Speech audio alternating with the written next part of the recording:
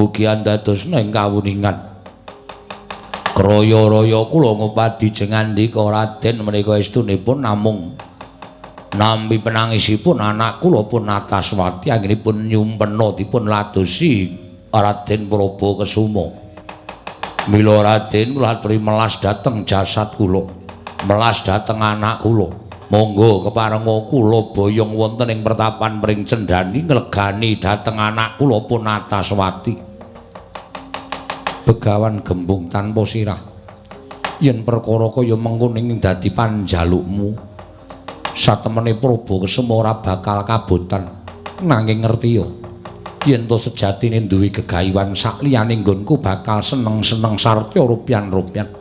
Nuruti kalawan kerenteking atiku kepengin sumungkem kelawan Kanjeng Rama Arjuna ing Ngamarta. Mula sing gedhe pangapuramu yen to aku ora bisa minangkani apa kang dadi panjalukmu. Sesuk liya dina yen to wis rampung kewajibanku aku bakal sowan marang pertapan Pring Cendani. Selakmu dar anak kula. Anak kula anggenipun gandrung Kanjeng Andika Raden menika persasat ngiklasaken dhateng gesangipun. Sumpahipun anak kula menika menawi boten dipun ladosi Raden Prabakasuma timah ngendhat tali murda nganyut tuwuh. Lampus diri boten nyumurupi dhateng gelaring jagat miwahe seming rembulan. Mila Raden kula nyuwun kanthi sanget jengandika kersa nuruti dhateng pamuthaipun anak kula pun Nataswati. Sing gedhe pangapuramu penemban gembung tanpa sirah. Aku ora bisa minangkani apa kang dadi panjalukmu. Menawi ngaten kula meksa yen pancen sira penemban arep meksa lawan Prabakasuma. Ayo gage peksanen Prabakasuma. Nah yen ora bisa meksa lawan Prabakasuma, malah ana pendhita yaksa ingkang tak sampurnakake uripe saut mangsa Icandra. Wah!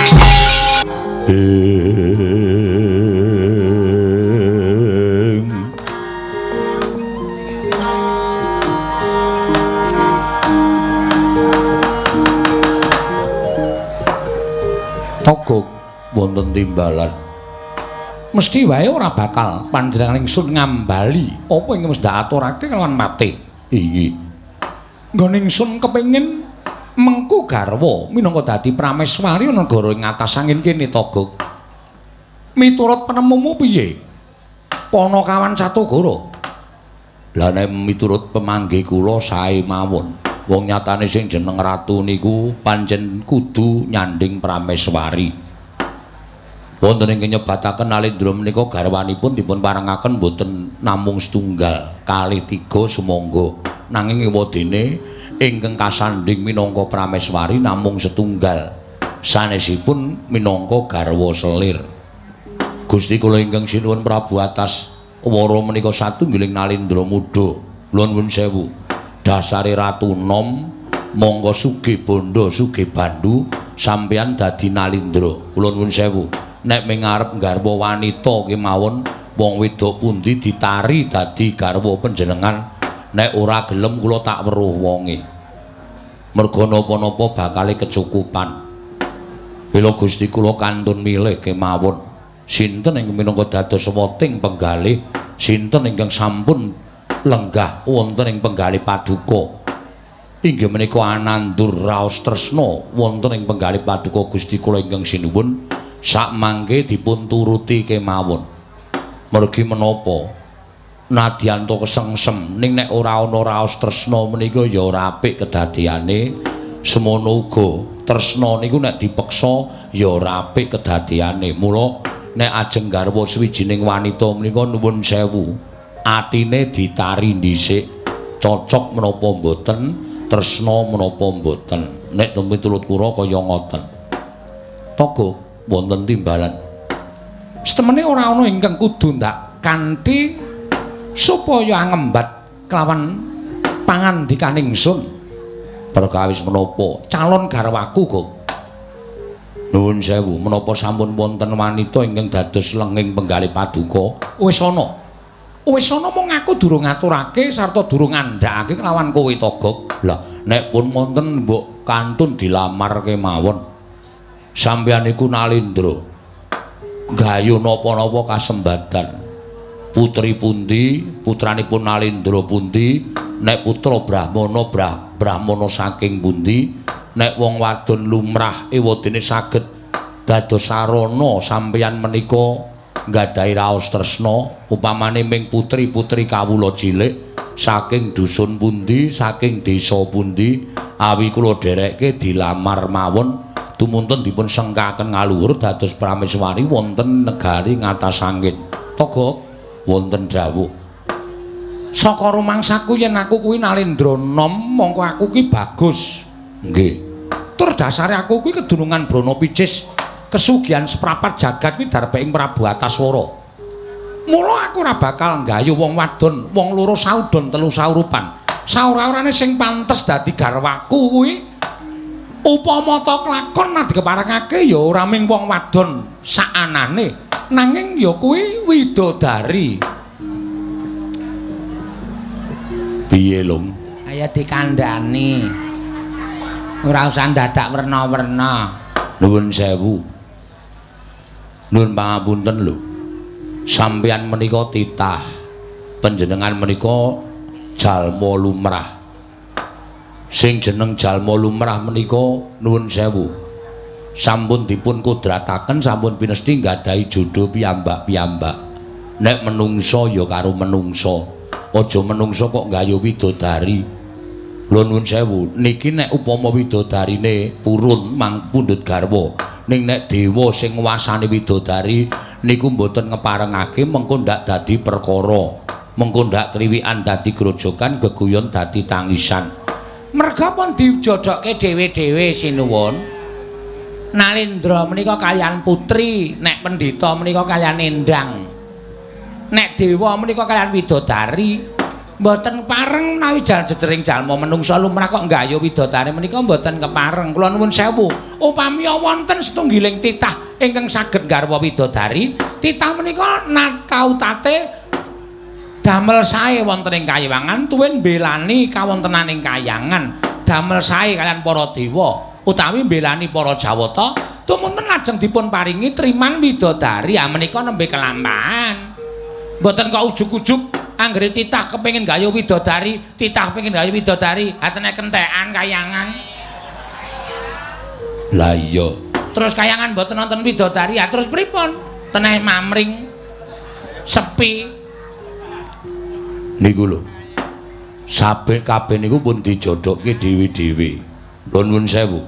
Saniki kula tak nuwun priksa, nek upama widodari sampeyan niku pengin gayuh widodari, janjane sapa sing ajeng digayuh? Lho, kowe kok ndadak takon? Lho, kula apal kali widodari kayangan. Kula niku apal. Kowe kok iso apal? Ha, sampeyan tak dereng ngerti to. Nek kula blakani sampeyan ampun kaget. Kula niku janjane tilas dewa. Lho, kowe kuwi tilas dewa to, Gok? Nggih. Mboten ming dewa-dewanan. Kula niku nek diitung derajate kalih Nalendraning dewa we tuwa kula. Merga kula kakangne Bathara Guru. Niki Bathara dosen. Lho. Bathara dosen dengkul murah. Kakangne tegese luwih tuwa. Luwih tuwa saka Bathara Guru? Nggih. Mula kula tau mapan teng kayangan, kula apal widodari-widodari teng kayangan sing ajeng manggayuh sinten. Niku kula mengke tak matur sing nguwasani sapa, terus wis dadi bojone sapa. Nek isih legan nggih monggo ajeng digayuh. Ning kudu anut karo kodrat lan pesti, tegese nek digayuh mboten dikeparengake ya nrimo, aja terus ngamuk teng kayangan mengko ndak salah kedaden. Toga wonten dawuh. Yen aku kandha karo kowe apa kowe ora kaget? Lah nek sampeyan bloko kula mboten ajeng kaget. Upama tak kandhake iki mengko apa ora dadi rasaning para kawula? Mboten mawon. Wong nyatane niku dadi gegayuhan sampeyan kok pun mangendikake. Sapa sing ajeng manggayuh? Toga wonten dawuh. Aku kuwi tau tate nyumpena kok. Ngimpi. Iya. Monggo jroning masumenan mau, aku diladeni suwijining widodari. Nalika semana widodari ngladeni kelawan aku mau, malah wis ndak tanting, bakal ndak wengku garwa. Minangka prameswari negara ing atas angin, widodari mau gelem. Tumuli aku pepondongan karon sih lawan widodari mau. Toga kowe tak kandhani ya. Rasane nadyan ana ing jroning pangimpen nanging kaya nglakoni tenanan. Biya. Katresnanku wis tak kasokake marang widodari mau. Semono uga widodari mau uga prasetya sebaya mukti sebaya mati karo aku. Mula tekan seprene satemene aku ora bisa lali kelawan citraning widodari ing wis pasrah pati urip marang Prabu Antasara. Lho. Sapa ya, Lung? Ning widodari asli. Iya, milung tenan. Mergo saniki niki akeh wong sing biasane ngaku widodari niku pirang-pirang. Asli ta niku? Tenan. Nek pancen saestu namine sinten? Perkara jeneng mongko tak kabari. Nek kira-kira aku kuwi nuruti karo karepku iki piye, Gok? Wah. Ya nuwun sewu. Impen niku janjane ming kembange wong turu. Monggo gek-gek sampeyan bar delok film. Terus ketuntu ngimpi diladeni widodari monggo sadurunge bobok ndelok film sampeyan niku ampun terus gampang percaya karo impen. Impene wanci napa? Impenku wanci esuk. Tengah 7 esuk. Ora. Jam 2 esuk nganti tekan jam 4 esuk. Niku tegese impen puspa tajem utawa kadorodase. Impen sing ajeng enten nyatane. Nuwun sewu. Saniki kula tak takon karo sampeyan, mengke kula jlentrehke widodari niku papane teng pundi, sing nguwasani sapa? Kula tak matur karo sampeyan.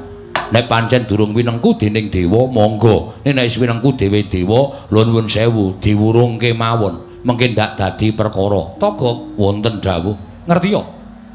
Sing wis tau ngladeni aku jroning impen sarta wis mlebu jroning pasumpenanku, wis sebaya mukti sebaya mati kelawan aku. Nandukake rasa tresna kelawan Prabu Antasara. Tan ora liya kejaba mung dewaning boga, ya aku kuwi Bathari Sri, Gok. Kagiat risang kapirangu renanggul kinembet kembet.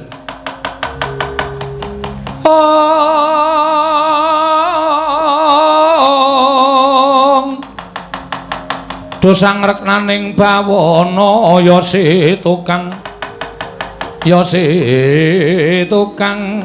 palang ati ya si tukang kudu kering ya si tukang ana sing tias ing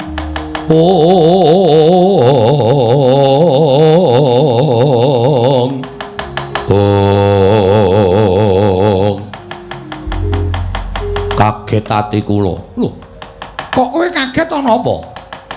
Mergo sampeyan sareng ngendika nek sing dadi lenging penggalih sampeyan sing pun nandukake rasa tresna karo sampeyan nadyan nembe wonten ing saklebeting pasumpenan menika widodari ngenamipun Bathari Sri. Gusti menawi ndaratur kula dipun wurungaken kemawon.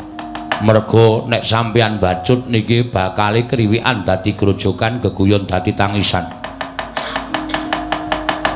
Merga Bathari Sri menika nembe dipun padosi kakungipun. Lho, sapa? Sony Jos. Kok Sony Jos? Lah kae lagune Ndang Bali ya Sri. Ora sembrono tolong ki jejer pisan lho. Ya men. Bathari Sri kok Sony Jos. Udu lagu to? Udu lagu apa ora? Lho, Bathari Sri ki apa ning mengku, Gok? Wonten. Sing mengku sapa? Niku sejatine sadurunge dipisahke karo kewajibaning dhewe-dhewe. Bathari Sri menika nuwun sewu kagunganipun Bathara Wisnu. Lho. Kagungane pukulun Sang Hyang Bathara Wisnu. Nggih.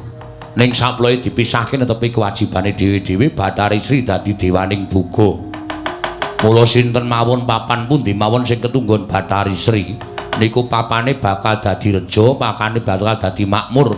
Napa sing ditandur bakal tukul ngrembaka woh-wohane. Niku dewaning boga. Nek sampeyan ajeng garwa Bathari Sri kula nuwun sewu, kula upamake cecak nguntal cagak, cebol gayuh wulan, muta ngitung lintang, dange kelakone cepak wurunge. Oh syukur mangke nek nganti kadenangan sing kawogan inggih menika Bathara Wisnu menika mangke malah ngrekoso sampeyan. Mila ing ndaratur kula dinten sak mangke dipun wurungaken nggih mawon. Tur sampeyan lek ajeng goleki Bathari Sri nggih dereng kantenan saged kasembadan. Amargi Bathari Sri menika mboten saged dipun ngertosi wonten pundi papan dunungipun. Sampeyan bingung li ajeng goleki ming nuruti rasa tresna kaliyan Bathari Sri. Wekasan pupus pepuntoning tekad sampeyan ora kelakon mangke malah nglukru dayani sarta merbawani nganggen sampeyan minangka dados Nalindra wonten negari ngatas angin menika tumpang suh nggone netepi kewajiban minangka Nalindra. Wekasan sing ngrasake mboten sampeyan tok ning para kawula sak negari ngatas angin ingkang sami ngraosaken krana sampeyan kapedotan rasa tresna tumuli nglukru lajeng samangke negari ngatas angin ugi dados negari ingkang boten kanten-kantenan krana nalindranipun sampun boten gatosaken dhateng para kawulanipun. Mila menawi ndaratur kula cekap semanten kemawon sampun ngantos panjenengan nuruti dhateng pepinginan ingkang saknyatanipun menika mangke namung badhe anjurung dhateng kesengsaranipun paduka Gusti kula Prabu Antaswara. Togok wonten dawuh tresna kuwi abote kaya wong nyangga bumi. Nggih. Tresna kuwi abote kaya wong nyangga bumi. Wong sing wis ngandhuk rasa tresna kuwi adate sok nganti nekat ngiklasake karo pati uripe dhewe.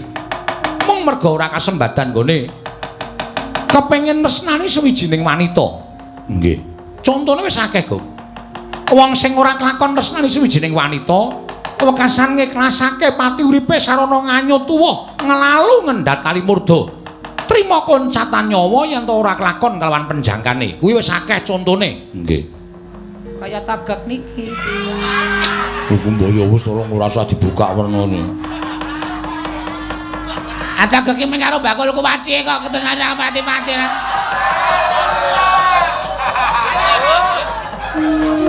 Mbok wis. Mbok wis. Siren. Sudah. Ngapain sih? Ada. Kowe iki jebul mlidike raja macam-macam kowe. Menang-meneng lho glenas-glenes. Las. Ya ben. Ora. Nganggo dipikir ora sawatan. Kaya tagak niki. Tenan gak tagak? Ayo jamu nanti tak dol tapi Jan. Ora ya. Tak dol wae tak nggo jajakke mesti. Jajake wong wedok nganti dol-dolan apa-apa. Ya saking gedene tresnaku. Lho, tresna ki kena ning ora usah dadak nganggo dol-dolan kaya ngono kuwi ora konjol. Apa anane nek kowe iki wong sekeng wong ra duwe ya ngaku wong sekeng wong ra duwe ora wong ora duwe kok ketok duwe men ditresnani. Engko tresnane kuwi terus lambarane bondo, ngono. Kaya kowe ora kapusan. Kowe ya kapusan kok. Nek ra wis tak niati. Kuwi tak nggo nyoba nodi sepira ta gedhening tresnane. Ana ming semono wae kecil aku. Golek meneh to. Ha iya. Iki do omongan apa iki? Niki kula nyontokke nuwun sewu tresna sing salah dalan niku kaya ngoten niku. Tresna niku ati kalih ati. Dewi Sri uga wis nandhukake rasa tresna karo aku ning rak nembe wonten impen. Nggih to? Mboten niku mboten urip nyata, tegese amung wonten pengangen-angen ingkang kegawa wonten nendra. Niku jenenge impen. Kacakra bawa dipun nonceki tumuli lajeng dipun prestekaken nek Bathari Sri tresna karo sampeyan mongko nyatane niku kabeh ming manggon wonten ing angen-angen. Durung karuan Bathari Sri tresna karo sampeyan. Mula tresna nek durung keplok tangan loro niku ampun dioyak. Ampun dioyak mengko ndak malah ngrekoso. Sampeyan wis keplok ning nek Bathari Sri dereng keplok niku padha karo niku disebut tresna sepihak. Sesisih. Tresna sesisih ya, Gak? Ning aku tetep nekat. Mbok ben sesisih mbok ben. Ora sijine suwe-suwe mara dhewe.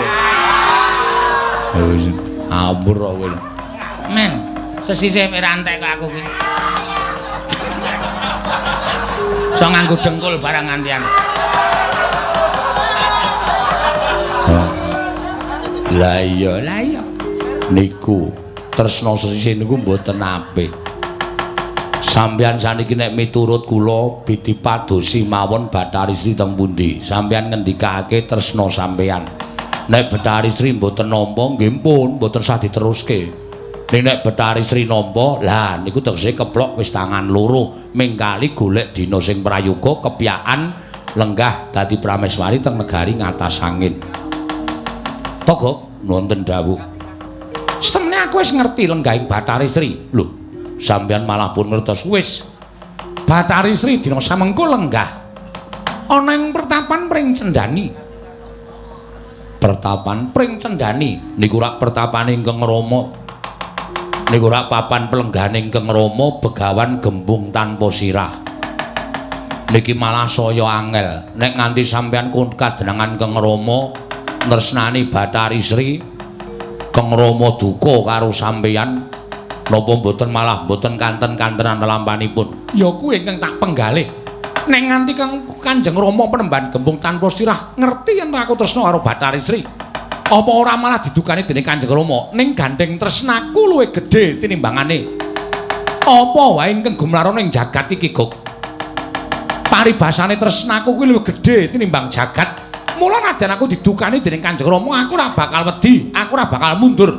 Ora lega rasane nganti kuwi ora gandeng karo nastaning Bathari Sri tak lenggahake jajar ana ing negara ing atas angin kene, Guk. Kula nggih sampun. Nah wis kaya ngoten niku teges wis ora kena dilekake. Nggih pun monggo. Karangipun wong tresna iki angen aga kowe iki ora. Sing jeneng wong tresna iki ora padha, ngono lho, ora kaya wong kepengin apa, wong kepengin panganan kowe disemayani 2 dina 3 dina kena. Nek sing jeneng wong tresna iki ora iso disemayani. Hari ini harus ketemu ya hari ini bagaimana istilahnya? Mbok basa Jawa wae. Dina iki piye carane supaya ketemu ngono kuwi nek wong tresna. Nggih ta Tisnuwun? Iya, Milo. Ah, kandhani kok. Wis men nengke wae ora apa-apa wis ben. Bejo cilaka bunga susah men ditanggung dhewe kowe karo aku ki batur pangembating catur nek iso elek-elek. Nek ora iso ya wis ora kena dielekke ya wis monggo. Awak dhewe ora kainan. Lah iya. Lah terus kersa sampeyan. Aku arep atur nawala kan Kanjeng Rama Penemban. Nggih. Isi ning nawala yen dikeparengake aku arep nembung Bathari Sri tak boyong marang negara ing atas angin. Nek Ingkang Rama mboten maringaken yen nawala mau ditampa kanthi becik tegese isih tak anggap wong tuaku nang yen pancen Kanjeng Rama ora parengake karepane anak endi dununge anak polah bapa kepradak. Wis ora pantes aku ngajeni karo wong tuaku. Rawe-rawe rantas malang-malang bakal tak putung, Gok. Wah, jan wis. Jan. Kaya-kaya ngono ya kekuatane lho. Wah iya. Wis ora jeneng mokal didelekke wis angel banget kok. Engko nek delekke iki dianggep wong sing elek-elek ki mau kuwi wong sengit, wong ora seneng. Kowe ya bola-bali tangan sing ana kita elekke ya angel banget. Heeh. Kowe nek tak elekke Gok, rasah Gok, malah kowe semaur. Kowe mung kepadune arep seneng ta? Angel kok mengkono iki delekke wis angel. Lah iya. Lah iya ya wis ben nengke wae. Wis rasane dadak di kepiyek-kepiyekke. Lah iya. Penemban Gembung tanpa sirah. Inggih.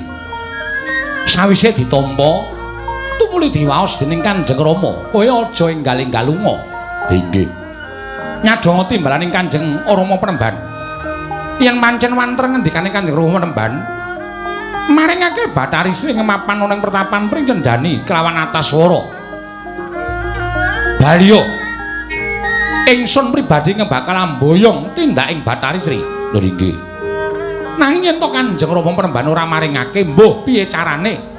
Manut kelawan Patekun Jara Yaksa, ndak paringi Purbawasesa. Yen perlu kowe aja bali. Nadyan dadi kuwanda, kowe aja nganti bali. Yen Kanjeng Rama durung maringake Bathari Sri, prastawa dawuh paduka. Lha nyuwun pamit madal pasilat. Nindakaken dhateng dawuh perintahipun Sinuwun Prabu Ataswara. Sing ati-ati aja kaya bocah cilik bareng nganti sawetawis wadyabala. Ya, tak keparengake Patekun Jara Yaksa.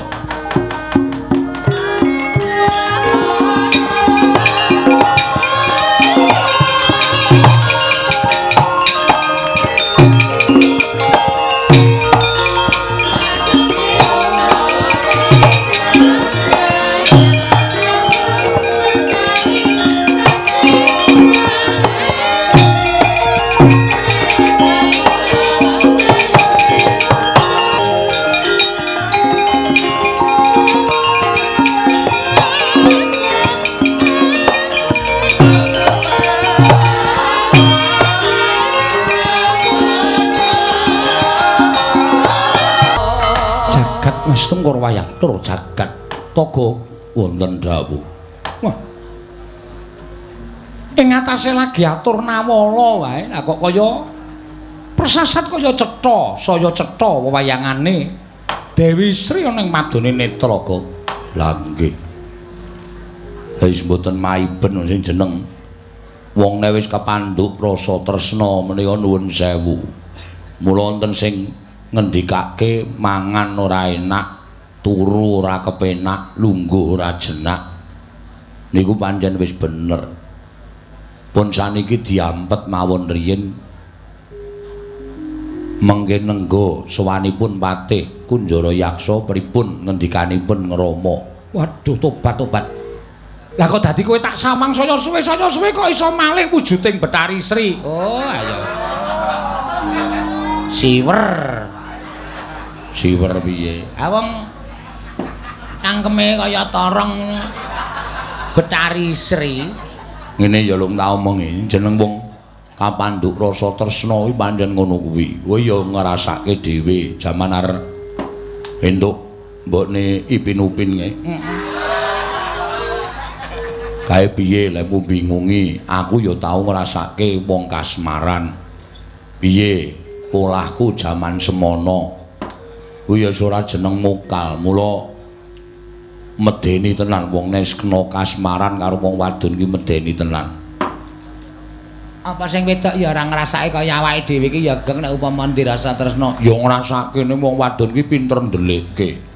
Oh ngono. Janjane ya ngrasake pengen ketemu, pengen sambung omong-omongan. Ora ketang sak teliraman pengen weruh ya jane ya ngrasake nek ming wong wedok ki pinter ndelikke.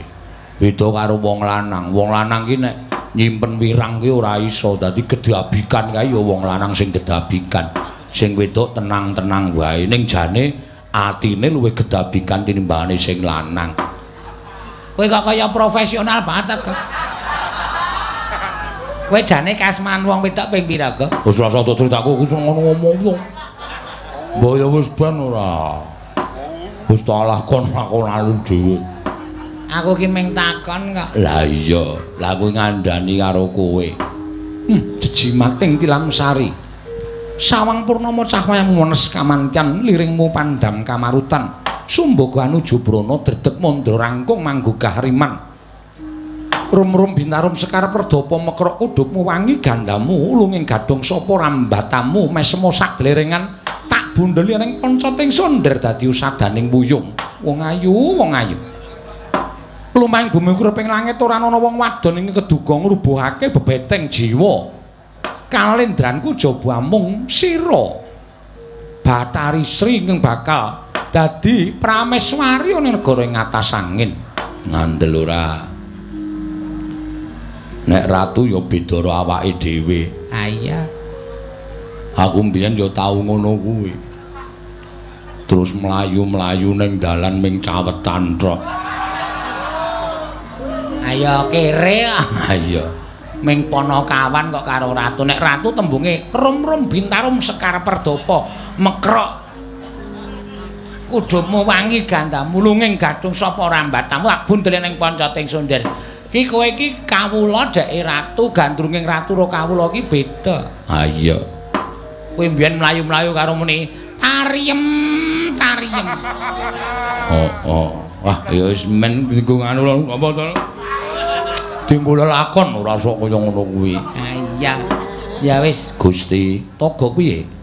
Sampun ngantos sampeyan supe dhateng kawontenan menika wonten madyaning pasewakan menawi badhe ngandharaken tembung ingkang sae sastra ingkang wonten sambetipun kaliyan katresnan monggo kula dherekaken manjing wonten ing taman kemawon mangke panjenengan saged ngudar gagasan wonten telenging taman jagat dewa bathara jagat pangestu Togok wonten dawuh bubar kang padha sebo jeneng ingsun kundur ngedaton angrantu marang suwaning patih Kunjara Yaksa lho nggih ngestakaken dawuh nyuwun pamit matal pasilan sing ati-ati aja kaya bocah cilik Togok.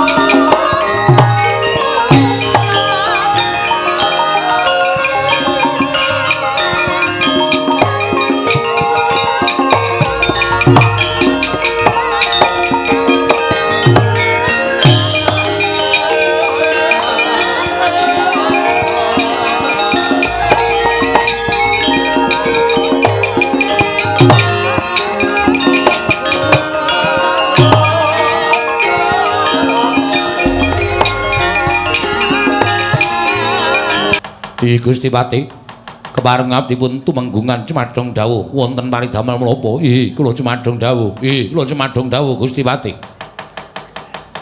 Wadyabala ngatas angin. Ora tak wiji mbaka sawiji tumuli rungokno kang dadi dawuhku. Non. Dina samengko aku diutus dening Kanjeng Sinun Prabu Antaswara supaya ngaturake nawala kunjuk ya kuwi bapa Plemban Gembung tanpa sirah. Ing mapan ana ing pertapan Pring Cendani. Jroning pasewakan negara ing ngatas angin dina samengko iki Gusti Menggeng Sinun Prabu Antaswara nggone kepengin hanyeti marang Prameswari anjajari lenggahing Sang Nata Prabu Antaswara.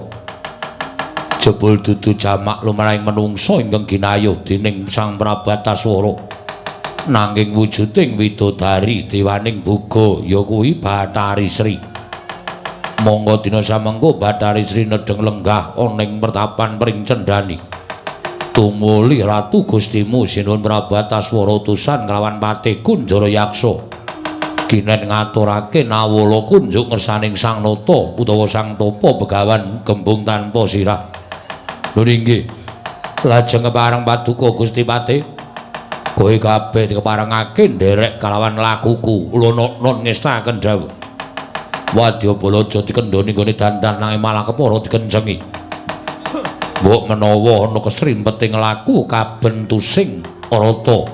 Aja nganti mindhu gawe. Iya, ngestaken dawuh. Lajeng pangkatipun para wadyabala benjang menapa ora kitang sambung obor cara lintang mangkata dina iki. Bocah tumenggungan kula wonten timbalan ing adhawuh. Kowe tak tuding dadi wedananing laku.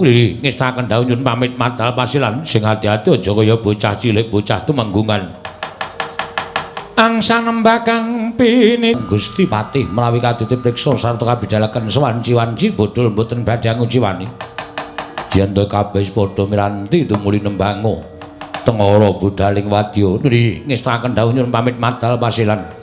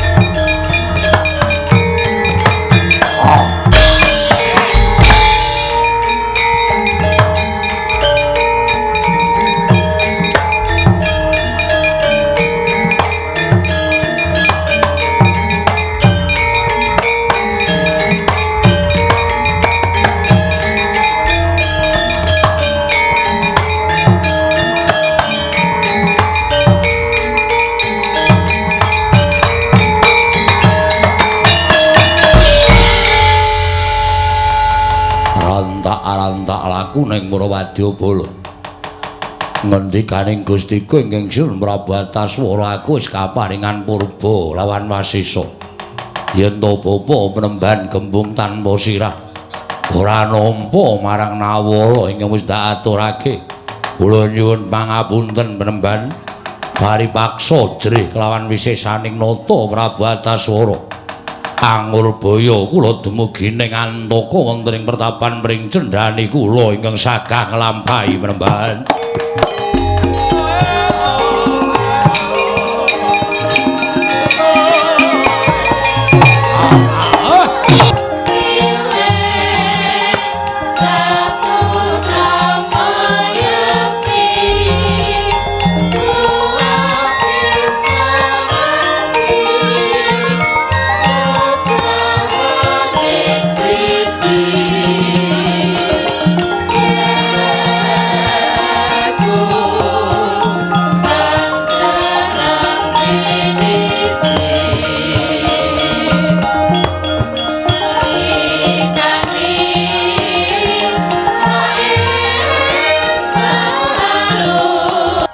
Dedyan Kala Ludra Mas Patik Raja Dewaku. Ladala. Ora kaya pirang-pirang dina iki rasa sing tak rasake. Ing atase aku wong tuwa, mongko aku ngedhep anak wadon siji ingkang banget ndak tresnani ya kuwi Ataswati. Nanging pirang-pirang dina iki lah kok kowe iso gawe goreh rongeh penggalihipun Rama. Katon nggonmu ora jenak yen to kowe dolan kelawan kanca-kanca sabarakanmu ning kiwa tengening pertapan. Padha suka-suka parisuka tetembangan. Padha jejogetan nanging ndak waspadake kowe tansah rengu pasuryanmu. Ataswati, yen pancen kowe duwe penjaluk, kowe njaluka kelawan wong atuamu aku. Yen kowe duwe pepinginan, kowe matura karo bapakmu aku. Aja meneng wae kaya mengkono kuwi, Cahayu. Yen to sira Atmajaku Ataswati mung tansah meneng, padha karo ngrusak kelawan batine wong tuamu. Matura yana gage kowe duwe pepinginan apa lan kowe duwe penjaluk apa Ataswati? Mban kula wonten maring adawa. Kepiye lah kok dadi kaya ngene kahanan bendaramu? Kula menika nganti bingung. Kula aturi daharan inggih mboten dipun dahar, kula aturi unjukan ya ora diunjuk. Malah kala mangsa ming dienggo dolanan segane diublek-ublek.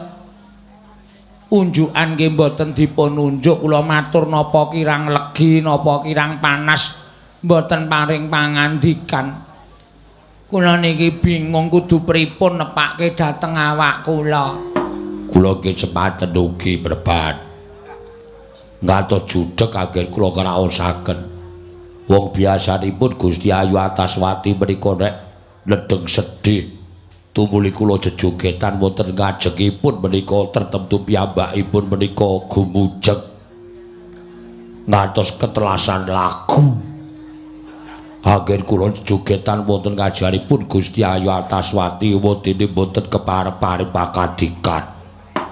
Kula menika kados mumet sirah kula ngraosaken ingkang putra Dewi Ataswati mremban. Ataswati mara kaki matura, yen pancen kowe isih kepengin suwe nyawang wong tuamu urip ana ing pertapan kene iki, kowe matura bloko karo wong tuamu.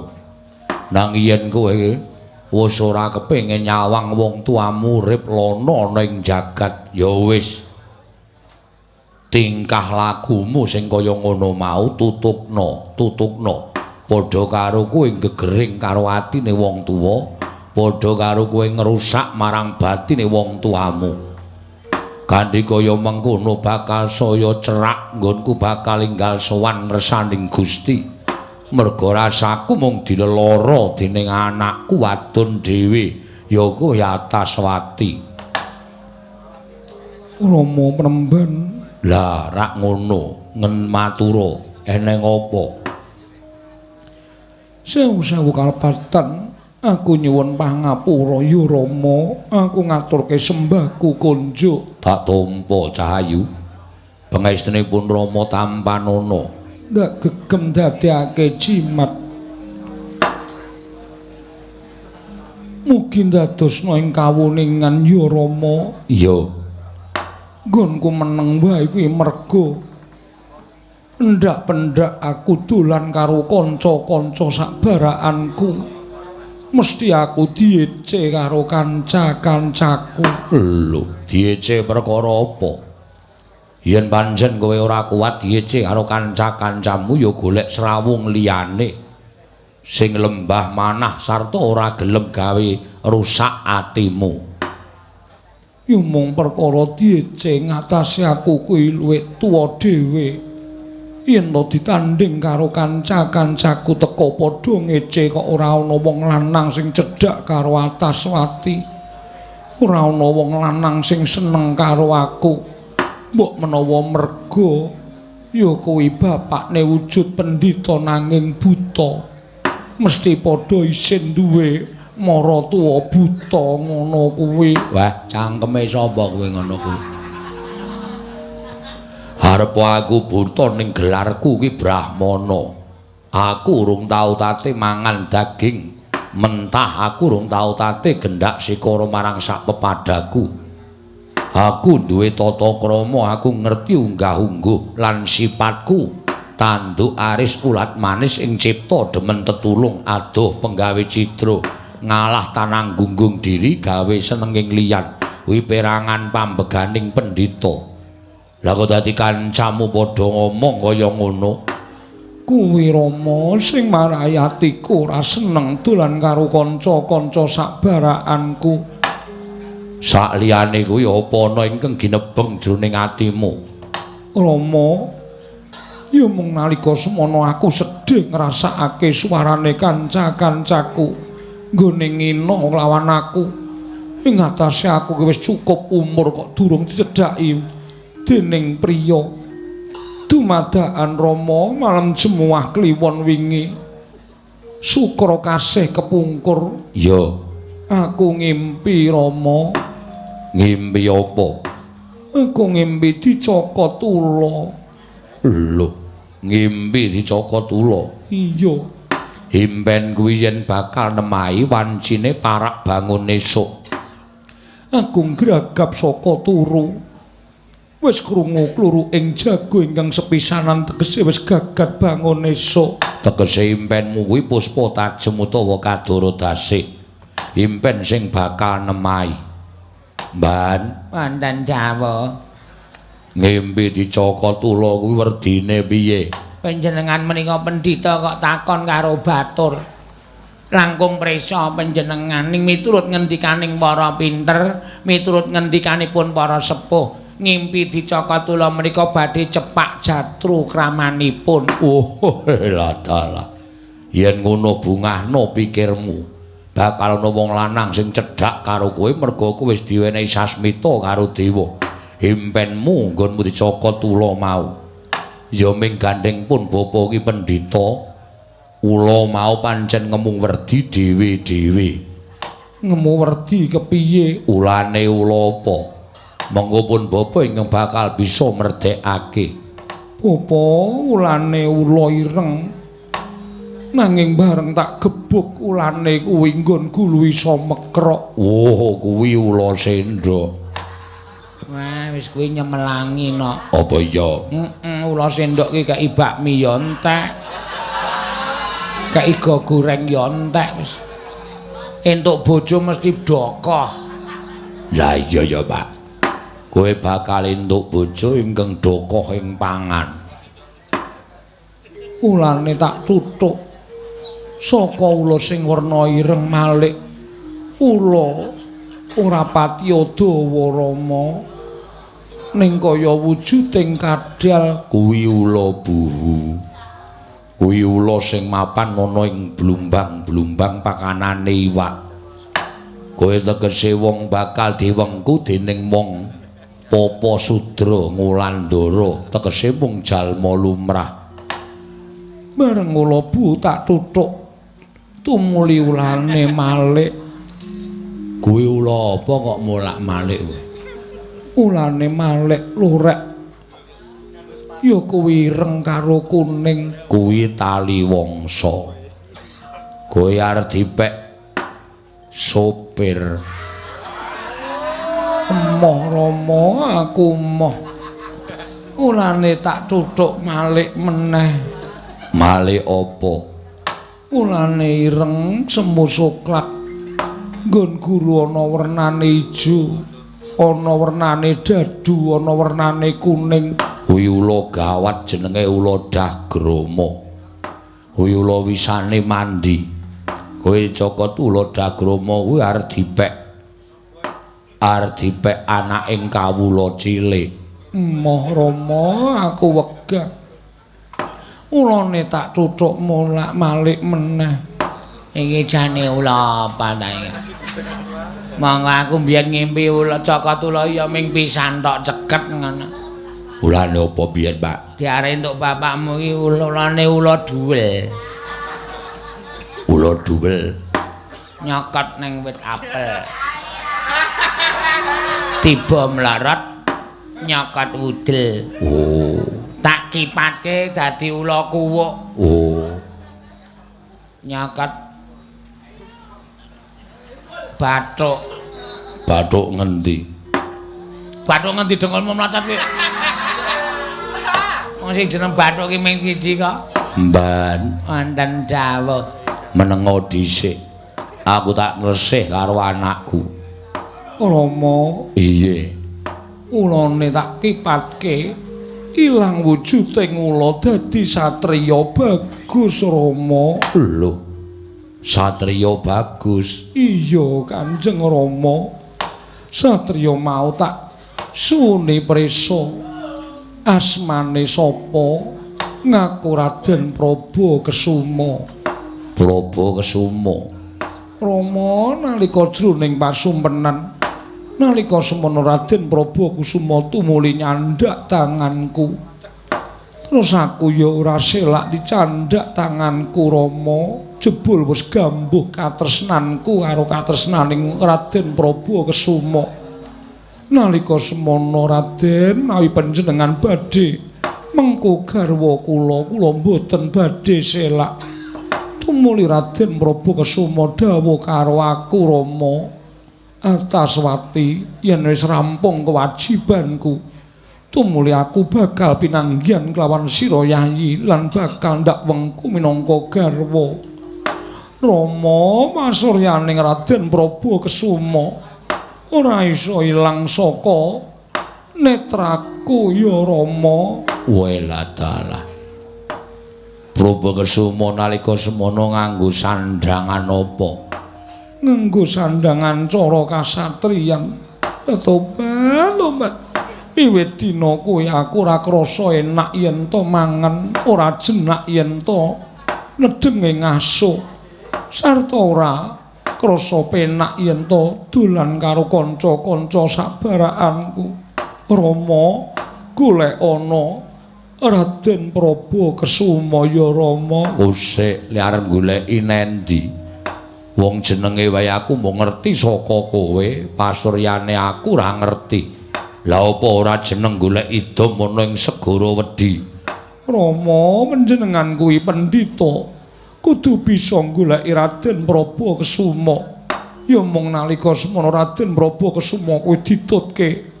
Ya kuwi Panakawan papat cacahe. Panakawan papat cacahe. Sing lemu mripate rembes jenenge Camar.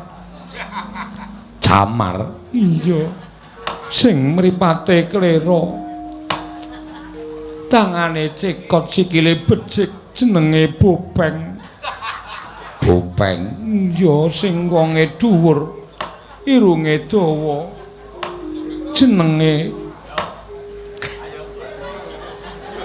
Jenenge sapa?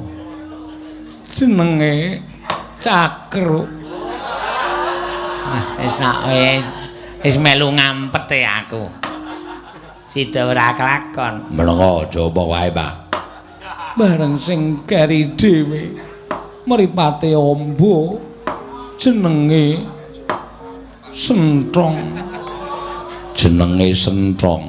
Ya Rama, golek ana ya Rama, yen ora ketemu aku sida nganyut tuwuh trima ora weruh marang glaring jagat kelawan seming rembulan Kanjeng Rama.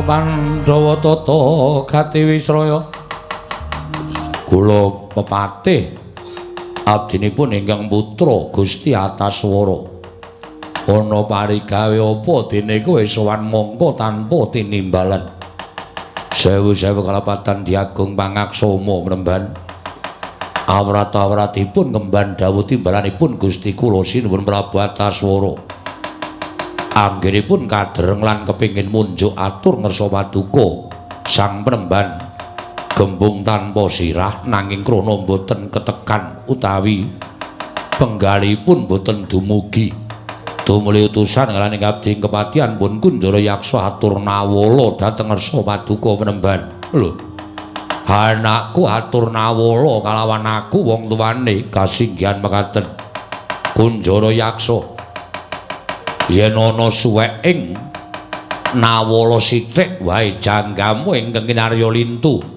boten badhe wantun niti priksa dhateng lebeting nawala samangke tasih ketingal wetah monggo kula trinampi kaya ngapa tampanane nawala saka anakku lanang.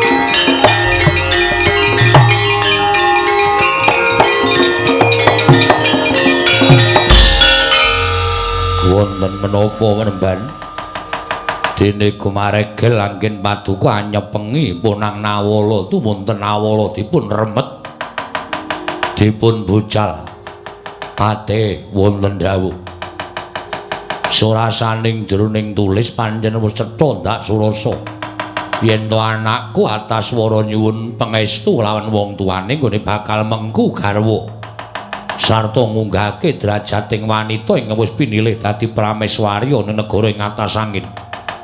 Nanging kaya ngapa kageting atiku bareng ingkang sinerat jroning nawala ingkang bakal jinatu krama dening anakku Ataswara tanuli kejaba mung dewaning buga ya kuwi Pukulun Bathari Sri ingkang dina samengko mapan ana ing pring cendhani.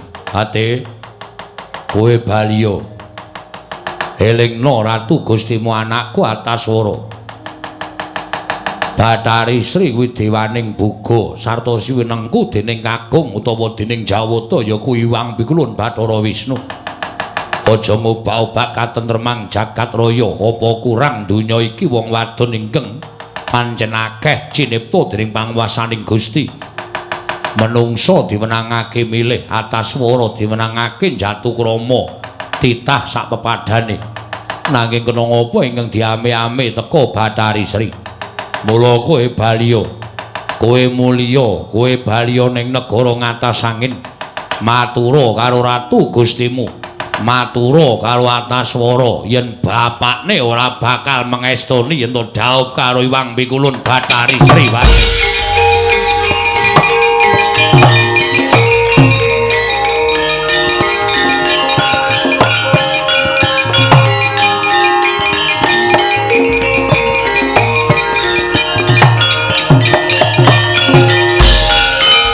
Mangkah kanggo sesumbar tindha bumi kuncing kumaluduk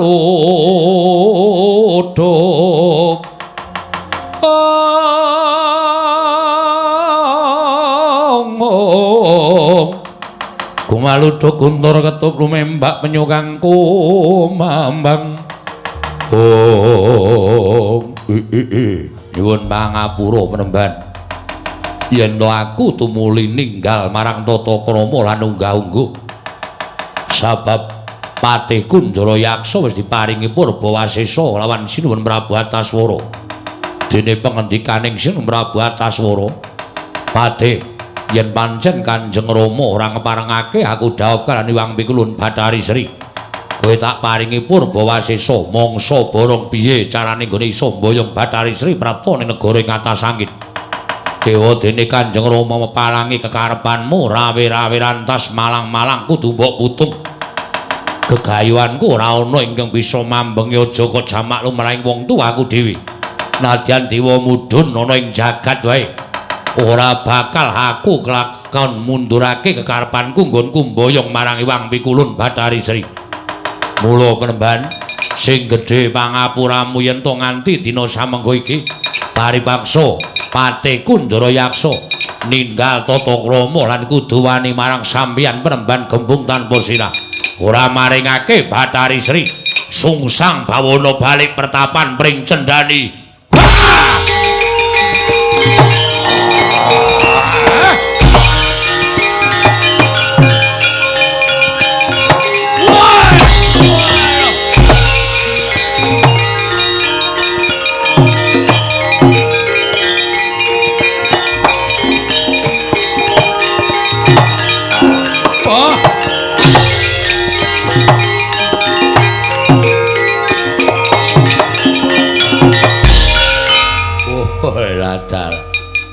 Lah kok dadi kemewat ucapmu kaya ngregem jimat.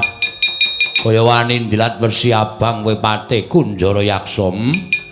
Kaya ora ngerti marang Begawan Gembung tanpa sirah. Malang-malang kaya ndha mentrang-mentrang kaya gendhewa. Aku kalah karo kowe tak dilati telapakmu parat. Ora dalah ning kene dijajal. Kaya apa aku sing kudu tekaning pati. Oh, pancen wis mulang sarak kowe Kunjara Yaksa.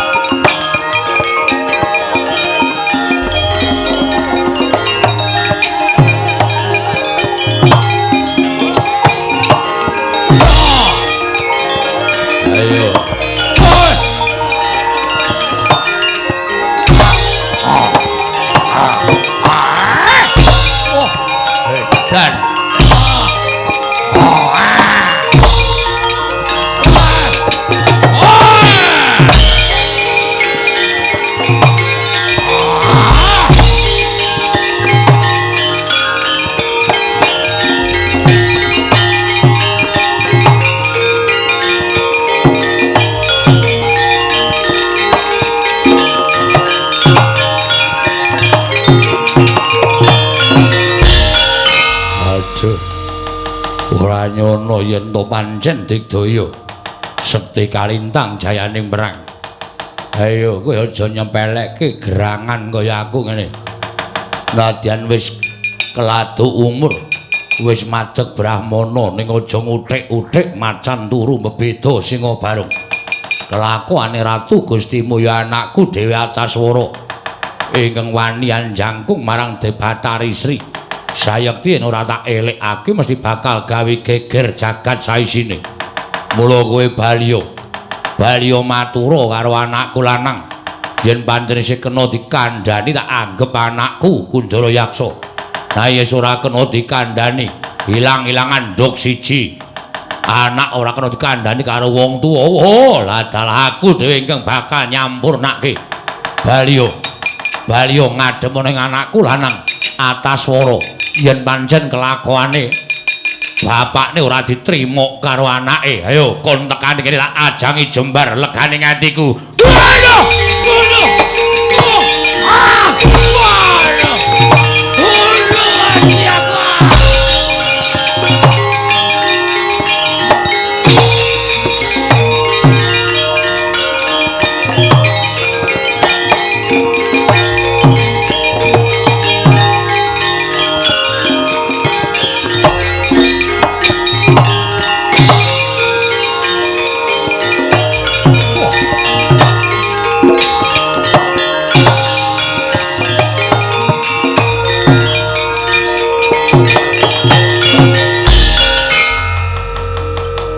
Nyono babar pisan Ataswati.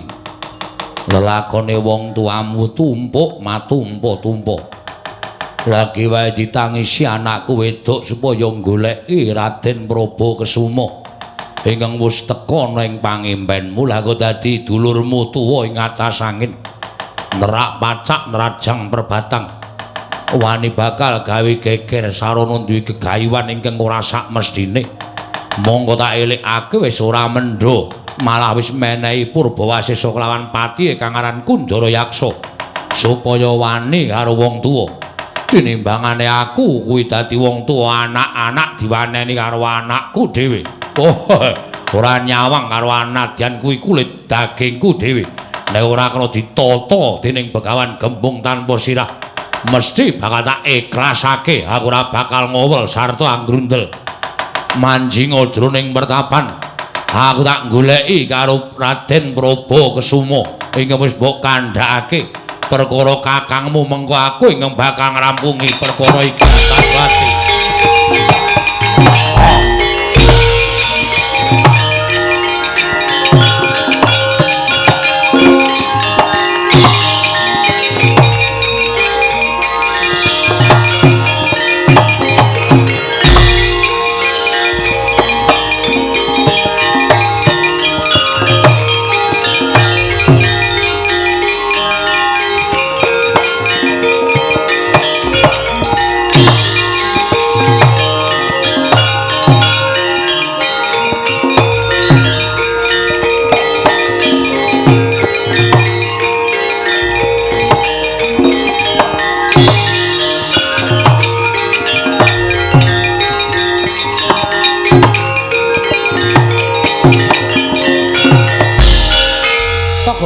Wonten dawuh.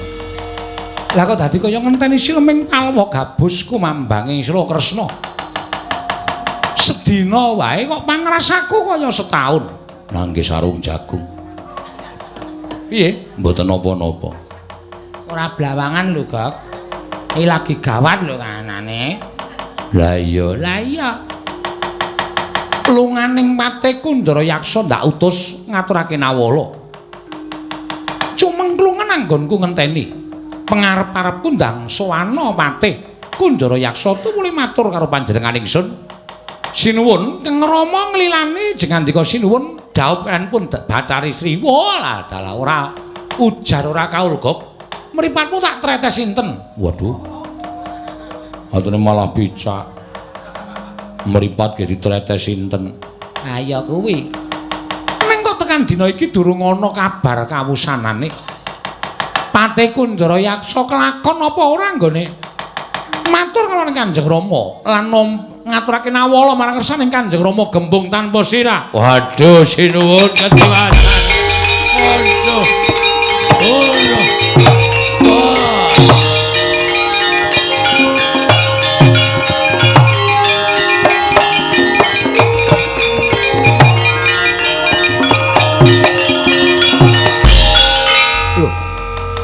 Kunjara Yaksa wonten dawuh. Lah kok gudres getih mestakamu kena apa? Ngaturaken ketiwasan sinuwun. Sekawit kula sampun ngaturaken nawala dhateng Ingkang Rama Begawan Gembung tanpa sirah. Nawala sampun dipun waos. Kanjeng Rama wis nyurasa isining nawala sampun. Sateruse piye? Nalika semanten Kanjeng Rama paring dawuh, ya aku wis ngerti kekarepaning anakku. Ning Kunjara Yaksa kowe tak dawuhi baliya ning negara ngatasangin. Kowe sing luwih tuwa tinimbang anakku Ataswara yen bisa tutura karo pakartine sing ora bener.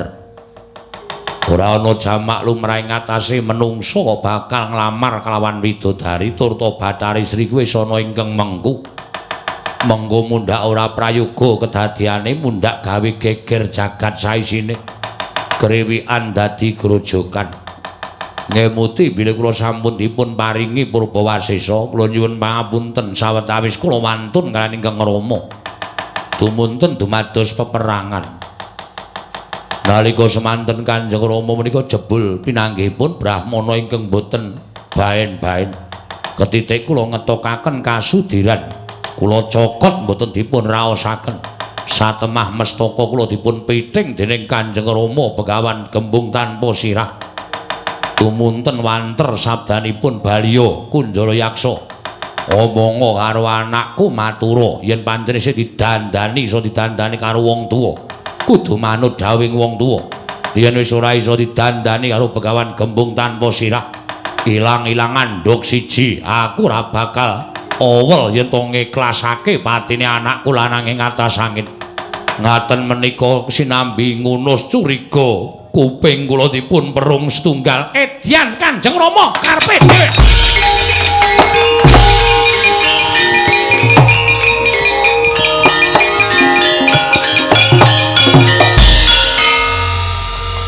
Wonten niku bener napa gawean sampeyan, Gok? Ora ngawur lho, Gok, aku wis kelangan kuping. Apa sing tak kandhake iki pancen bener. Wola ingkang sinuwun Prabu Ataswara tumuli muntap sajaipun dukanipun sampun boten kados biasanipun. Duka ingkang sinandhang dening Prabu Ataswara sajaipun sampun mubal murup wonten penggalipun. Ketitik bengok sura nyebut dhateng asmanipun tiyang sepuhipun tumuli mlajar. Wah, piye lho? Ditutke, Gak, ditutke kowe karo aku ki batur. Yo ayo.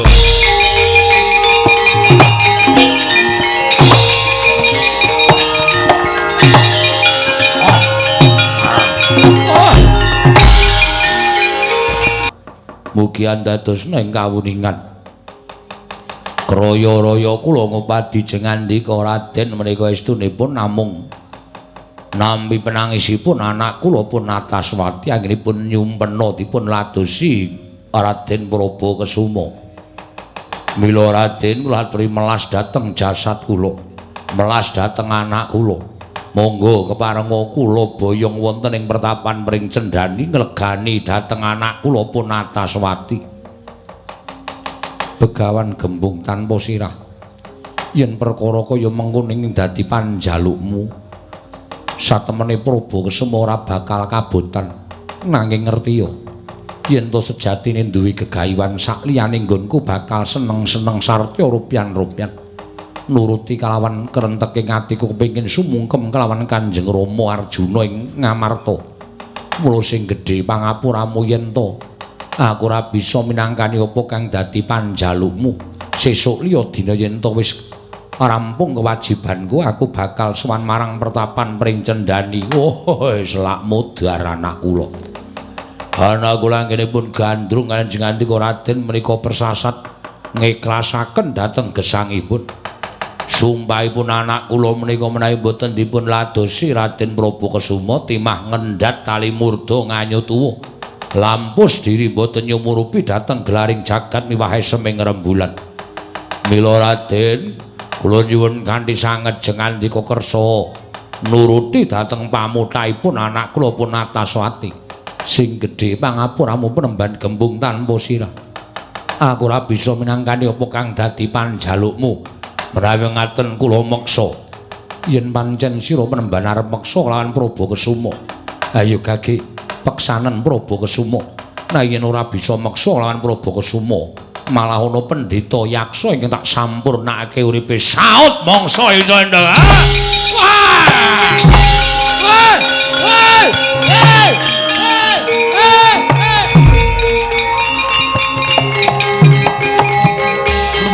Kowe iki ngopo? Ndara disatu malah bungok-bungok kaya wong kedan. Kowe tak sadhek lho, Mir. Hah? Wong tuwa ki sing mapan, sing menep kok. Wah. Iki wis ora ana wong delok. Nek bungak-bungok ngono ku nek wong pinggir desa ana do geger darane ana apa? Tuwekan ora.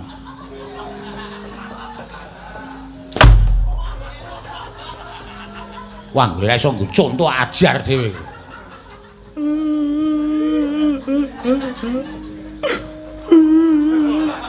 Wes rasa nangis. Sona iku rasa bengok-bengok ngono kuwi. Nek arek kajen iku ora sok bengok-bengok ngono kuwi. Nek Ndara disaut pendhita buta kaya kowe kuwi tenang.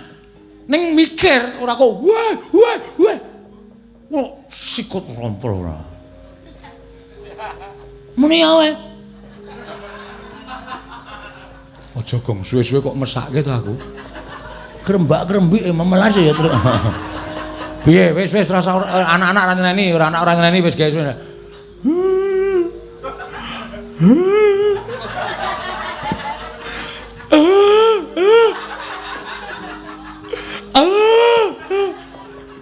Wis meneng. Nduk ngapura aku. Oh ya ngono. Wis meneng, Pak. Wes iki Ndara ilang ora tinggal nangis.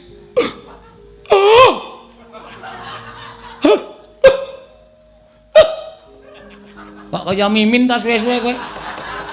Ora. Wes Pak ora nangis. Darahmu ilang. Doyak aja ming meneng wae. Doyak.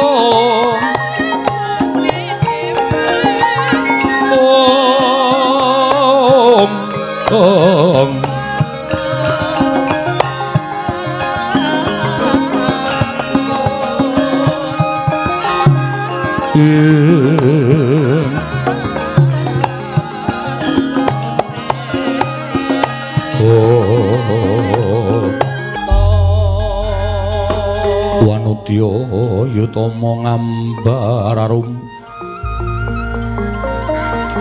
ngambarum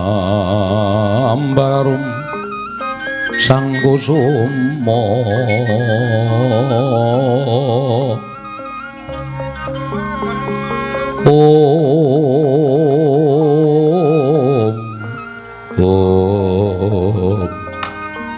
Rama Mremban ngendi cumengklu ngenggonku ngenteni rawuhing bapa Mremban kaya dene ngenteni Sleming Palwa gabus kumambang ing Sela Kresna. Rama piye Rama? Ngunmu mboyong kelawan calon guru lakiku apa ya kasembadan? Aduh anakku nggir, anakku wong ayu. Aku wis tekan negara ngendi wae ndak takoni menyang endi dununging Raden Prabakusuma. Lan aku wis takon marang sapa wae. Dene ingkang pungkasan aku nampa kabar jebul calon manten lanang, calon mantuku mau wis ora ana. Wis ora ana piye to Penemban? Tegese wis ora ana ya wis ora gumelar ana ing jagat. Ora gumelar ning jagat piye Penemban? Tegese wis sirna marga layu cahayu. Bapa Penemban, bapa.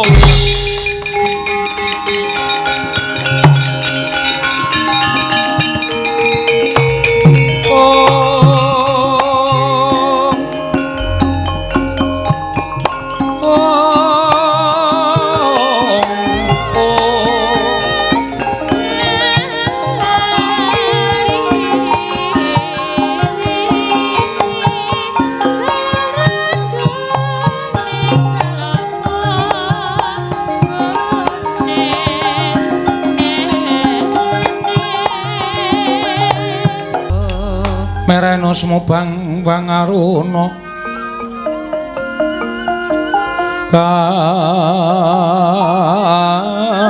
kadinetraning uga rapuh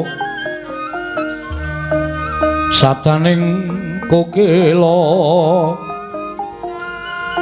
ring kanikara saketer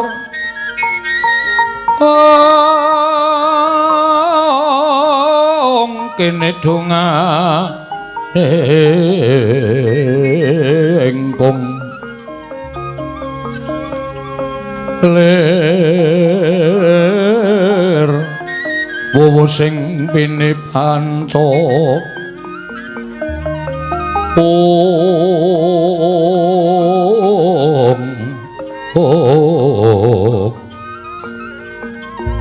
Bapetoking ayam wana mrak manguwuhing pagakan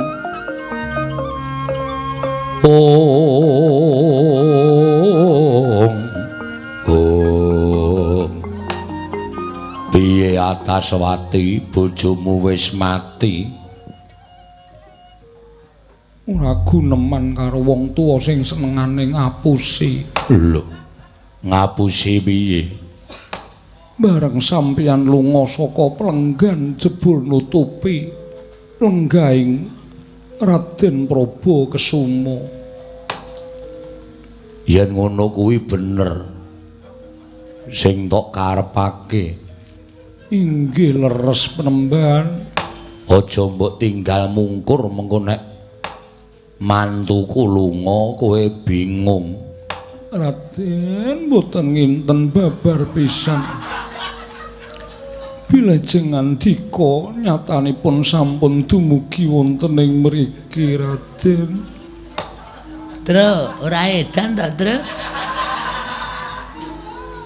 Piye rasane dicekel wetenge, Tru?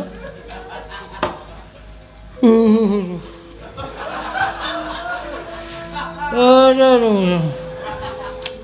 Apa sirek kapan ini serempet? Kok ora cetha omonganmu?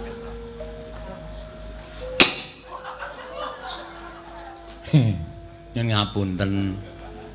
Menika calon keng garwa sanes kula. Wong edan. Begawan gembung tanpa sirah bapa penemban wonten dawuh Raden apa iki ngeng aran Ataswati Atmajamu inggih menika yen ngerti kaya ngene rak mau aku ora bakal nolak Wah. piye Wong kok ora tetek ora. bareng karo kaya ngono kok ora nolak ampun sembrono ayuning wanita menika mboten kok tumus tekaning batin ya iso uga pasuryane ayu ning jane atine lethek niku ya pirang-pirang ya Gong Heeh. Kaya istriku. waduh iki senengane ora Ora ndek kaya apik njaba njero. ora sok dingono niku nek krungu keloro-loro inggih kula Ataswati apa pancen kowe utusan kelawan bapakmu goleki aku kalersan mekaten Raden sirmu piye kula badhe suwita lan panjenengan apa wis lahir batin nggonmu tresna lahir batos kula trimah pejah menawi mboten kelampan kula dhawuh kalan panjenenganipun Raden Prabakesuma janing yaning talaga kadi langit mambang tepasulan upamaneka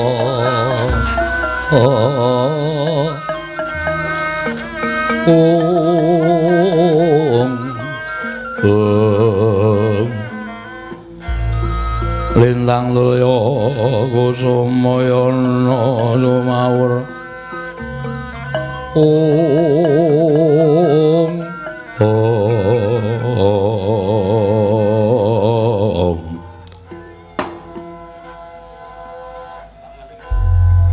apa pancen kepara nyata lamun sira wong ayu nakokke karo aku Sing nakokke iki sapa?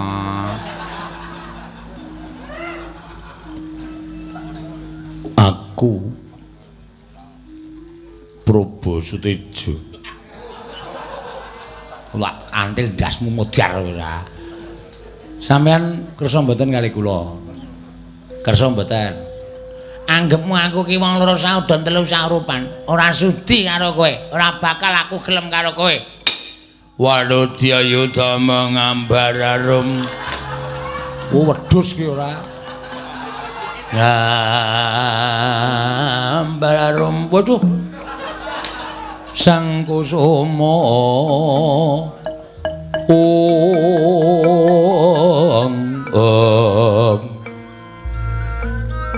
lintang lulya kusumayana suma. Wis Gong, wis dirampuke. Hong ngono. Omong Bagong kok disuluki ora. Petro dalem. Piye Petro? Nderek mangayu Bagyo seketi jumurung. Dene ndara kula wis pikantuk Kang Putra. Ning ya ndara kula niki duwe kewajiban. Kewajibane apa?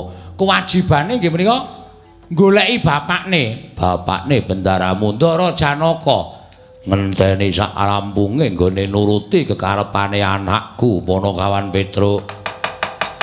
Miatang ning kalangguan Aklar pandan moncar tinon lir kekonang surem sorotetan padang kasur lan pajaring purnameng gekono ing pupu penemban ana dawuh apa nggir gandeng durung rampung pakaryaning Prabakesuma mula wektu dina iki tak jaluk Atmajamu tak anjingke ning Kalpika bakal ndak kanthi ngawawu Sudarma Ataswati wonten dawuh margake manjing Kalpika ndak kanthi goleki kelawan wong tuaku nun inggih ngestaken dawuh paduka Raden.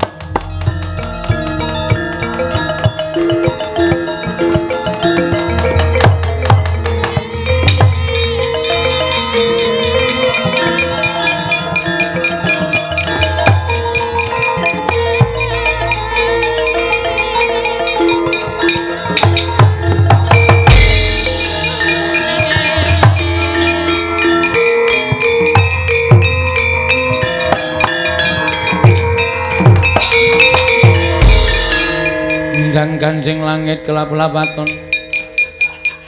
lir kincanging risang mawe gandrung nampun kaya ngaten niku ya aja terus ditinggal kula nderek lho Mas muduar kapokmu kapan kowe ngene ya dhewe ketemu sesasi pisan wae mboten iso lah wis kebacut tresnoan panjenengan mboten ngenten babar pisan bilih ya ampun ora kaya wong biasane jan luar biasa ta aduh alayam ana jamone kratingdeng rotimun wah iya mula digdaya aku edan lan wae aja nganti lali-lali kula nggih Mas enggak beres ora aja kuwatir glelek terus kuwi dikapake gong ling racik dikapake kuwi wis takon aku goblokmu ora wong tuwa kok gampang percaya lah ya kuwi mau wis kowe pokoke engko ning sing anu lho terus sing anu lho botol emas lho nek ora botol emas ora mandi kaya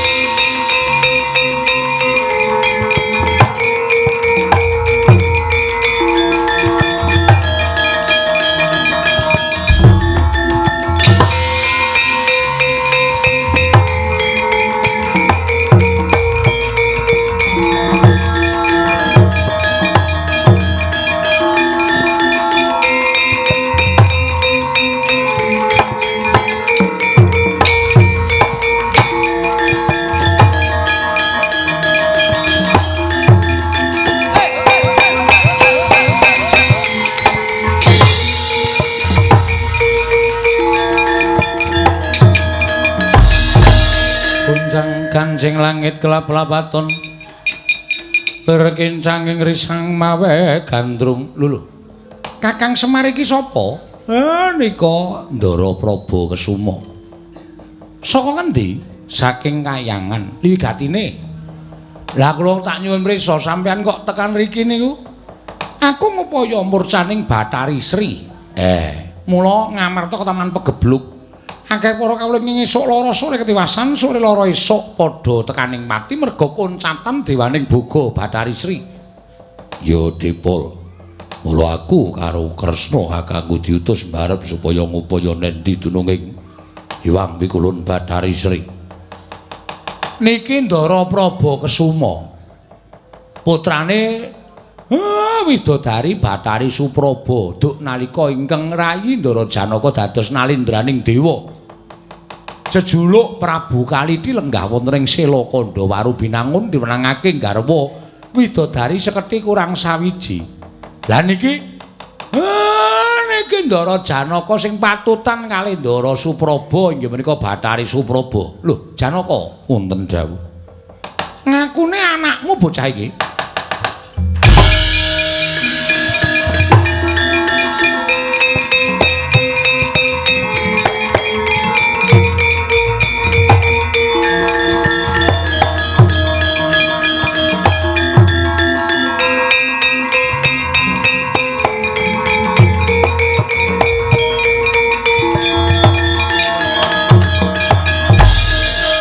Apa pancen bener kowe ngaran Praba Kesuma?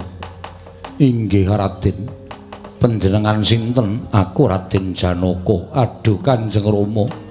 Kula aturi nampi dhateng sembah kula. Aja gumampang kowe ngaturke sembah. Anak Janaka kulina nglungguhi tembung opor bebek mentas awake dhewe. Anak Janaka pirang-pirang kabeh dak aku minangka dadi putra yen to iso ngaturake dharma bekti lawan wong tuwa. Aja mung enak-enak lungguhan sila tumpang kendhangan dengkul. tak aku anak Janaka yen kowe iso gawe srana kunduring Iwang Pikulun Bathari Sri Prabakesuma.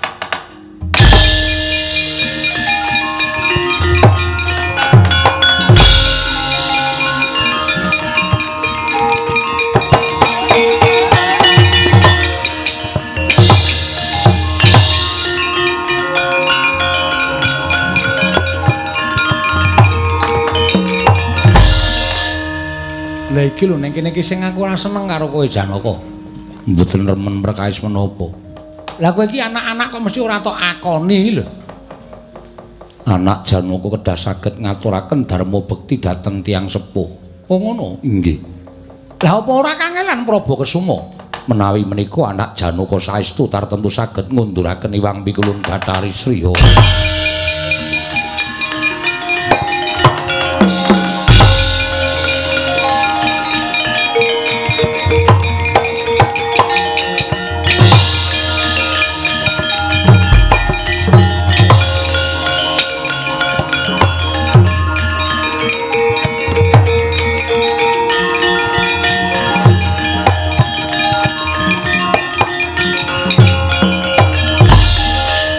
Kakang Semar, kepiye Kakang? Ya pancen ngonten niku sipate bapak sampean. Kuwi dikapake gong dirajeng apa dikapake?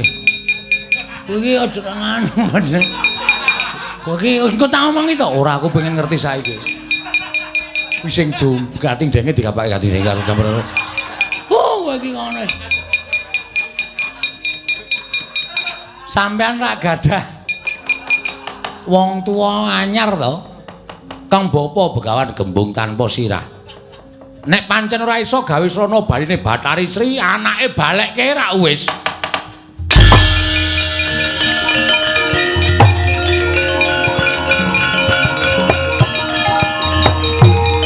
Wah.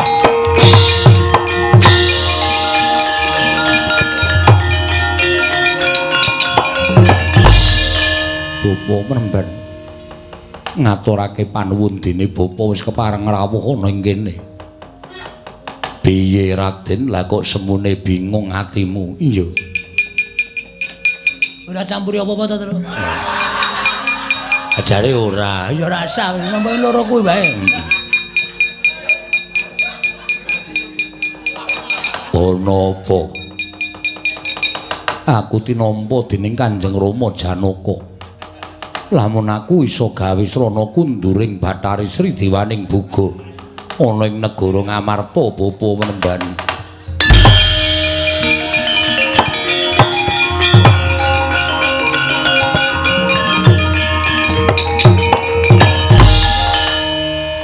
Nggir.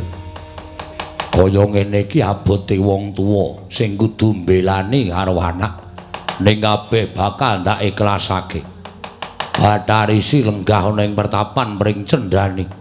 Ndak suwune supaya kundur marang negara Ngamarta supaya sampeyan iso diaku putra dening Raden Janaka nggih.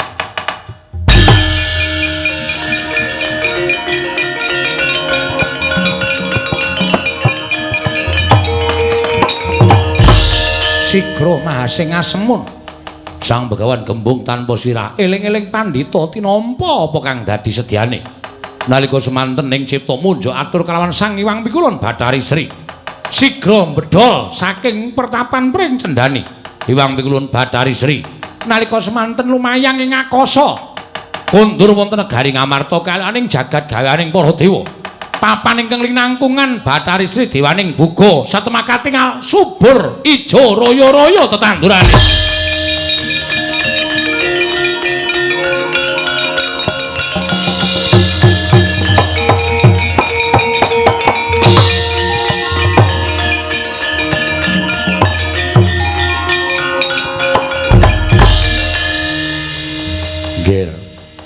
Bathari Sri wis kundur marang negara Ngamarta. Anakku lanang mantu cah bagus ndak aturi bali marang wong tuamu Raden Janaka lan wis tinampa minangka dadi putra. Bapa menemban ngaturake panuwun ingkang tanpa pepindhan. Wong atuamu aku njaluk pamit dhisik ana pegawean ingkang kudu tak rampungake nggih.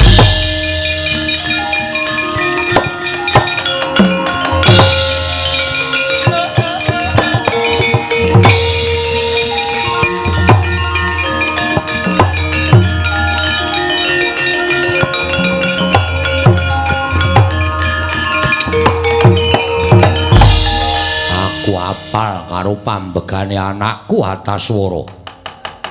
Merga kowe tak gula wentah wiwit cilik nganti gedhe yen duwe kekarepan ora bakal mendho. Lan ora iso dilekke dening sapa wae. Bathari Sri wis kundur marang negara Ngamarta mesti kowe motho-motho karo tindaking Bathari Sri. Aku sing methuke karo kowe cah bagus.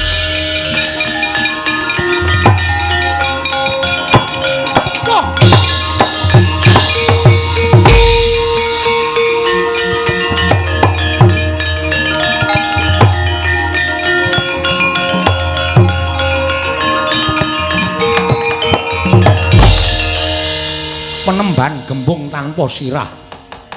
Ora nganggo tata krama sugal ucapmu marang wong tuamu. Wis ora ana gunane aku suwita karo panjenengan, wis ora ana gunane aku nyembah karo sampean. Nyatane sampean wis mentala gawe rusak ing wadyabalaku. Sampean wis mentala ngendhak karo kekarepaning anakmu lanang Ataswara. Sak nyatane tresna iki panjenengan wis abot ndak sandang nggonku tresna aran Bathari Sri. Monggo bareng tak titik ana ing pertapan Pring Cendani, Bathari Sri wis tindak marang negara Ngamarta. Ora lega rasane nganti kuwi ora nututi tindaking Bathari Sri. Nggih. Ataswara. Mumpung isih kendhu penggalihe bapakmu tak jaluk kowe mendho ya cah bagus. Aja ngalap karo Bathari Sri, tak goleke wong wadon liyane Bathari Sri yen perlu widodari kayangan. Aku sagu nggayuhake. Ning aja Bathari Sri. Kurang sithik nadyan jagat iki kebak wong wadon ingkang kasuryane citrane padha karo Bathari Sri ning ora lega rasane nganti kuwi ora anyeti marang Imang Pikulun Bathari Sri. Gembung tanpa sirah. Wis ora ana gunane aku ngabekti karo sampeyan. Wis ora ana gunane aku tata krama karo sampeyan. Sapa sing paling karepe Ataswara malang-malang bakal tak sempal. Mesti aku mentala karo sampeyan. Oh, lah ya. Yen pancen kaya ngono kekarepamu. Muga-muga mandya ucape Begawan Gembung tanpa sirah. Kowe dadi wujutaning kewan ingkang ora bakal bisa sajuga kelawan Niwang Pikulun Bathari Sri. Malah kowe dadi ama tumraping tetanduraning Bathari Sri. Mandi ucape Begawan Gembung tanpa sirah. Waduh, manjang. Waduh.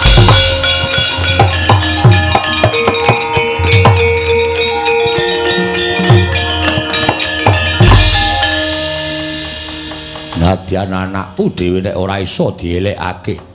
Mandi ucaping Gembung tanpa sirah. Ilang wujude anakku Ataswara wujud walang sangit nganti kaya mendung. Akehe 1000. Ning yen tak pikir-pikir yen ora ana ingkang bisa ngrenggalangi walang sangit kae mau, mesti bakal ngrusak tanduraning Bathari Sri. Yo, tak dadi walang kopo aku.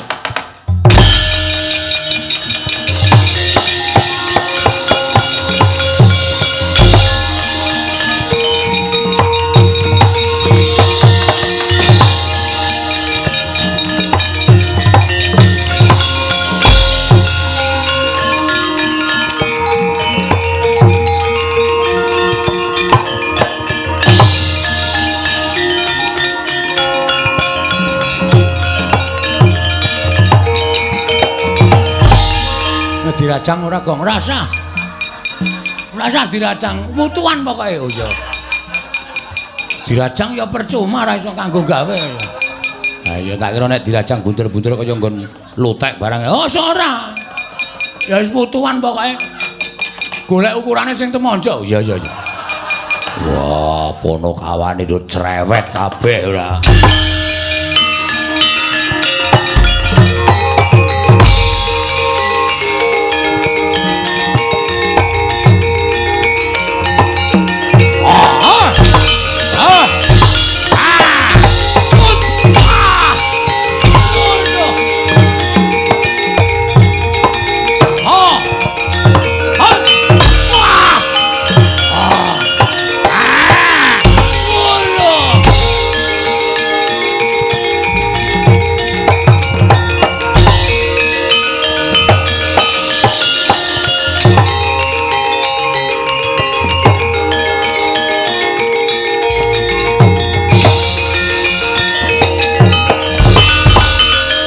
ngarsa madangi jagat tumungup-mungup paning sapucaking wukir marebak bangsa mirat keneng soroting surya mega lan gunung